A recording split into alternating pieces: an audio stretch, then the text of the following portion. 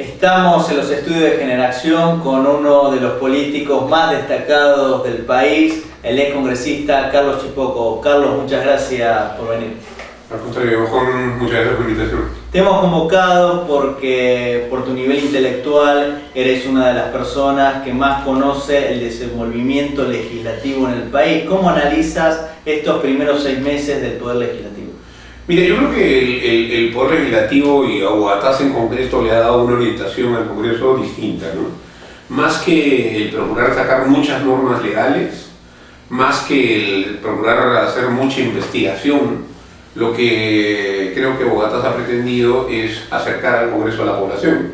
Lo logró en primera instancia cuando hizo los plenos descentralizados en Ica, pero solamente hubo uno, lamentablemente, ¿no? No se siguió esa línea, hubiera sido bueno que siguiera esa línea. ¿Pero es función del Congreso hacer estos plenos descentralizados? Yo creo que es una decisión de la mesa directiva, yo creo que es una decisión la de privilegiar la relación con el país, con el pueblo, con el ciudadano. Y no está mal en la medida en que efectivamente hay un tremendo descrédito del Congreso, ¿no? Si uno hace de repente una encuesta hoy día respecto a si se debe cerrar o no el Congreso, probablemente la mayoría debe cerrar, lo cual es una barbaridad, ¿no es cierto? Porque no hay democracia sin Congreso, pero eso es lo que quizás se pensaría, ¿no? ¿Por qué piensas que la gente tiene mala imagen de sus parlamentarios? Mira, yo creo que hay un problema ahí de representación, ¿no es cierto? La representación antes era nacional y eso permitía que el Congreso tuviera parlamentarios de un nivel nacional, es decir, de un nivel intelectual, de representación nacional. Esto ocurrió hasta el año 2000, hasta el año 2000. Pero luego hubo cambios y se decidió que la representación fuera departamental, no uninominal, que hubiera sido ideal, sino departamental. Y eso provocó una enorme distancia. Primero provocó que los parlamentarios tuvieran un nivel muy vinculado pues, al desarrollo intelectual provinciano, ¿no? Lo cual no está mal, pero el departamento es muy grande todavía, ¿no es cierto? E impide una buena relación entre el ciudadano y el parlamentario. Es todavía una circunscripción muy grande. Entonces, eso creo que es algo que ha provocado. El ciudadano no siente que pueda tocarle la puerta al parlamentario, escribirle una carta. A veces ni conoce los nombres. A veces no sabe quién es exactamente, ¿no? Entonces el ciudadano necesita tener una cercanía y para eso tiene que haber una representación uninominal. Es decir, tiene que haber un distrito chico en el que el congresista sale electo, 1 o 2 congresistas, y esos 1 o 2 congresistas tienen 300.000 electores, 200.000 electores. Entonces pueden tener una relación con esos 200.000 electores por vía de internet, por vía de cartas, por vía de visitas, por vía de asambleas. Pueden tener una vinculación, ¿no? El vínculo es fundamental en la política, ¿no? Y si no hay vínculo, hay distancia. Y cuando hay distancia, si tú sumas a eso pues, los escándalos, hay desprestigio. Y en consecuencia hay desprestigio y rechazo. Pero la ausencia de vínculo es uno de los elementos trascendentales para el fortalecimiento de la democracia. Sin eso, la democracia queda débil, queda herida. La democracia peruana, por el diseño electoral que tenemos, es una democracia herida por la falta de vínculo, ¿no? ¿Cómo se logra mejorar el nivel intelectual de los congresistas? Porque lamentablemente hay muchos que dejan mucho que desear. Mira, y otros que sin embargo son unos brillantes políticos, ¿no? Yo creo que una de las cosas que tiene que crearse en el Perú es un Senado. Un Senado que tenga un distrito nacional único, que genere figuras de nivel nacional. Que sea una cámara reflexiva. Que sea una cámara reflexiva, que personas que tienen nivel nacional, nivel de líderes nacionales, puedan llegar ahí, ¿no? Y sean los líderes de sus partidos. Eso va a subir el nivel de la política en el Perú. ¿Cómo se logra conseguir que el Perú vuelva al Senado, ya que mucha gente tiene tanto desprecio a la política y piensa que es un gasto innecesario? Bueno, yo creo que hay que ponerse por encima de lo que la gente piensa, ¿no? No siempre lo que la gente piensa está bien. A veces lo que la gente piensa está mal. Hay gente que puede pensar que hay que linchar a alguien frente a un robo y sin que haya juicio. Y eso es una barbaridad. Entonces, el político honrado, honesto y líder se pone por encima de lo que se piensa. Entonces, aunque la gente piense mal, hay que hacer ese Senado. Aunque sea impopular, hay que hacerlo, porque eso va a mejorar la situación futura.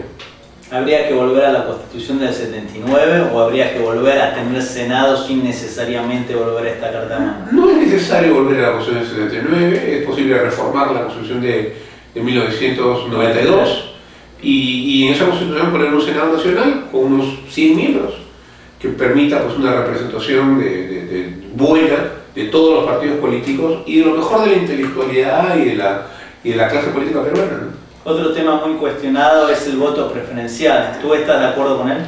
Mira, yo creo que el voto preferencial en primer lugar, el Perú es el único país de América que tiene voto preferencial. En ninguna parte de Europa hay voto preferencial. Hay, entiendo, 3 o 4 islas donde hay voto ¿Y preferencial. a qué piensas que se debe que en Perú exista? El voto preferencial se creó en el Perú durante el gobierno de la dictadura militar de Morales Bermúdez con el objeto de dividir a los partidos políticos, ¿no es cierto?, que compitan entre ellos. Yo creo que ya se acostumbró el país al voto preferencial, sin embargo, y es bien difícil eliminarlo. Pero, por ejemplo, se puede mantener el voto preferencial para la Cámara Baja, para la Cámara de Representantes, de congresistas, y no haber voto preferencial para el Senado. El Senado puede ser con lista, digamos, sin voto preferencial y que la representación salga en el orden correlativo que la presentan los partidos. ¿Qué papel juegan los medios de prensa para que la política y más precisamente el poder legislativo sufran este desprecio? Mira, yo creo que los órganos de prensa son muy importantes, han machacado, han enfatizado la parte mala del político, ¿no? El político corrupto, el político que comete errores, el político ignorante, y no han puesto énfasis en la parte buena, ¿no? El político coherente, el político honesto, el político que cumple lo que dice, el político que es un técnico, que es un especialista, que es un intelectual. Los medios tienen que trabajar con la parte buena de la política, ¿no? La parte mala a veces hace mucho rating, pero la parte buena es trascendental para la democracia peruana. La democracia peruana es una democracia en construcción, no es una democracia terminada, ¿no? Hay gente que cree que la política, por ejemplo, es una guerra, ¿no? Silvestre López ha dicho hace poco que los mineros han capturado como a Humala, como Pizarro capturó a Atahualpa, ¿no? Él cree que en el Perú todavía hay Pizarros y Atahualpas, él cree que es una guerra, ¿no? Y hay mucha gente que piensa eso, que la democracia es una guerra, que la política es una guerra, en donde hay que matar al rival. En la guerra se mata al rival, en la política no se le mata, se le vence nada más en elecciones, eso es suficiente vencerlo, ¿no? Pero el cambiar esa mentalidad de que la política no es una guerra, que no hay que matar al rival, es, por ejemplo, un elemento fundamental para que la democracia crezca y avance. Entonces, esta es una democracia en crecimiento, en avance. Para eso los medios de comunicación son trascendentales. Los medios son los que tienen que entender que la política no es una guerra y no tienen que alentar esta idea de que la política es una guerra. Fíjate tú que la idea de que la política es una guerra nos llevó a tener 60.000 muertos. Porque Sendero era el primero que pensaba que la política era guerra. Tú como ex parlamentario, ¿cómo analizas a los congresistas del PPC? Yo creo que son un excelente equipo, un excelente team, diría alguien, en términos deportivos. Hay de todo, ¿no? Hay jóvenes como Bengolea o Marcelo Pérez Tello, hay personas mayores como Eguren, no tan mayores, porque tiene 40 y tantos años. Hay personas aguerridas como Lourdes Alcorta, personas con experiencia en diferentes campos de la actividad del país. Yo creo que es un buen equipo, ¿no? Equipo chico todavía, el país no ha entendido de que el PPC es un partido de muchas ideas y que por lo tanto hay que darle la oportunidad de que gobierne el país y que tenga más posibilidades de cambiar el país, ¿no? El PPC debería, ya casi teniendo 50 años, tener más posibilidades, el país debería ofrecerle más posibilidades, el electorado debería darle más oportunidades de demostrar que sabe hacer, que puede hacer un buen gobierno en el Perú.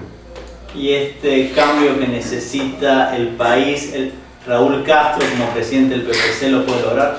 Raúl Castro es un excelente PPCista, es un brillante abogado, un brillante político. Yo lo admiro mucho, a pesar de que no estuvimos en las mismas listas en la competencia interna. Sin embargo, tengo una gran admiración por su liderazgo. Creo que él va a hacerle mucho bien al partido. Creo que tiene la suficiente inteligencia y coherencia como para reunirnos luego del debate interno que hubo, y creo que él tiene pues un espíritu PPCista que que lo hace ser un extraordinario líder. Y en términos personales, además como amigo, como persona, es una excelente persona y eso habla bien de la gente, ¿no? Así es. Para ser un buen político hay que ser también una buena persona y esa cualidad la tiene Raúl. ¿Piensas que es factible una alianza PPC-Orden, el partido del expresidente del PPC, ante los Flores Arao? A mí me encantaría, lo que pasa es que Orden todavía no tiene ni un registro.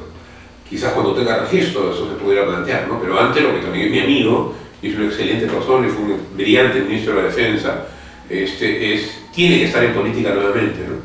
Y haga ya una alianza con Orden o se incorpore él de nuevo al PPC, antes tiene que estar en las filas de los socialcristianos, ¿no? Él es un aporte para la política del país que sería un desperdicio que no esté en el ámbito de quienes tienen responsabilidades y quienes están compitiendo por el gobierno. Muchas gracias, Carlos Chipoco, por acercarte a los estudios de Generación.